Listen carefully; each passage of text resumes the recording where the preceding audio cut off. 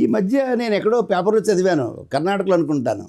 బ్రహ్మచారులందరూ కూడా కలిసి భార్య కావాలని వాళ్ళొక యాత్ర, మన ఎలాగైతే రాజకీయ నాయకులు ఇప్పుడు పాదయాత్ర చేస్తున్నారు కదా, వాళ్ళు కూడా డబ్బులు వేసుకొని పాదయాత్ర ఏంటట, భార్య కావాలని చెప్పి.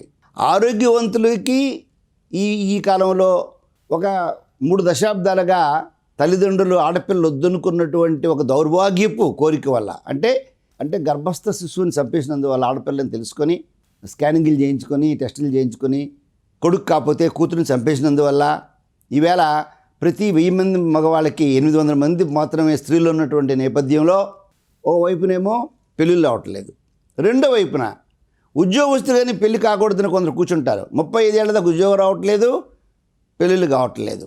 ఇది కాకుండా ఒక పెద్ద ఆయన ఈ మధ్య వచ్చి, ఏమండి మా అబ్బాయికి ఇప్పుడు 4 లక్షల్లో జీతం అండి, పెళ్లి చేసుకోవయ్యా బాబు అంటే పెళ్లి చేసుకోండి, ఎంత చెప్పినా మాట వింటలేదు, మాకు అర్థం కావట్లేదు ఏంటో అని అడిగాడు ఆయన. మీరు వెరిఫై చేయండి బాబుకి ఏంటి కారణం అని అడిగింది చెప్తే, ఆ తర్వాత వాళ్ళు ఎందుకో వాళ్ళకి అనుమానం వచ్చి, నేను ఒక ఫిజిషియన్ అనే డాక్టర్ ఎవరైనా సరే సర్వస్వం అంటే ద టోటల్ మెడికల్ నాలెడ్జ్ వాళ్ళ దగ్గర ఉంటుంది ఫిజిషియన్ దగ్గర. నా దగ్గర తీసుకొచ్చారు అబ్బాయిని. ఆ అబ్బాయిని అడిగాను, అంటే ఆ అబ్బాయి అన్నాడు కదా వాళ్ళ అమ్మా నాన్నని బయట కూర్చోమని చెప్పాడు. వాళ్ళిద్దరూ బయట కూర్చున్నారు. ఈయన అంటాడు, సార్ ఒకప్పుడు మా ఫ్రెండ్స్ అందరం కూడా మేము గోవా ట్రిప్కి వెళ్ళాం, అక్కడ ఒక అమ్మాయిని బుక్ చేసుకున్నామండి, అప్పటి నుంచి హెచ్ఐవి ఉందేమో అని భయం కొద్దీ నేను చాలా కాలం వివాహం వద్దని చెప్పాను మా వాళ్ళతోని.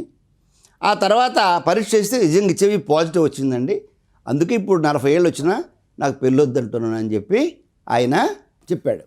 వాస్తవానికి హెచ్ఐవి వల్ల పెళ్ళి మానక్కర్లేదండి, హెచ్ఐవి ఉన్న కూడా పెళ్లి చేసుకోవచ్చు. ఈవేళ ఎంత వైద్యం అభివృద్ధి అయిందంటే, హెచ్ఐవి పాజిటివ్ పురుషుడి నుంచి నెగిటివ్ స్త్రీకి కానీ, హెచ్ఐవి పాజిటివ్ స్త్రీ నుంచి నెగిటివ్ పురుషుడికి కానీ కాండోమ్ లేకుండా కాపురం చేసిన హెచ్ఐవి వ్యాపించకుండా ఆపేటటువంటి అధునాతన మందులు ఇప్పుడు అందుబాటులోకి వచ్చాయి. దాన్నే మేము ప్రెప్ అని పెప్ అని పేర్లతో వాడతాం. ప్రెప్ అంటే ప్రీ ఎక్స్పోజర్ ప్రొఫిలాక్సిస్ అండి, అంటే సెక్స్లో పాల్గొనక ముందే వాడే మందులు. అలాగే పెప్ అంటే పోస్ట్ ఎక్స్పోజర్ ప్రొఫిలాక్సిస్. ఉదాహరణకి ఓ స్టాఫ్ నర్స్ గారు ఒక హెచ్ఐవి పాజిటివ్ వ్యక్తికి ఇంజెక్షన్ చేస్తున్నారు.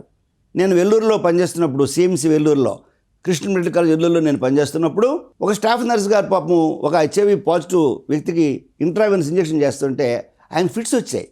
ఫిట్స్ రాగానే ఒక్కసారి ఆ జర్క్ రాగానే ఆ ఇంజెక్షన్ పక్కకి లాగేశాడు. ఈవిడేమో ఆ ఇంజెక్షన్ ఆవిడ తొడలో గుచ్చుకుపోయింది.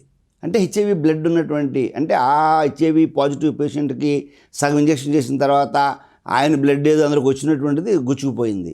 ఇటువంటి పరిస్థితుల్లో మేమేం చేస్తామంటే పెప్ అంటాము, పోస్ట్ ఎక్స్పోజర్ ప్రొఫిలాక్సిస్ చేస్తాం. అది ఈవెన్ డాక్టర్లు కూడా, హెచ్ఐవి వార్డులో పనిచేస్తున్న డాక్టర్లు కూడా పెప్ వేస్తుంటాం మేము.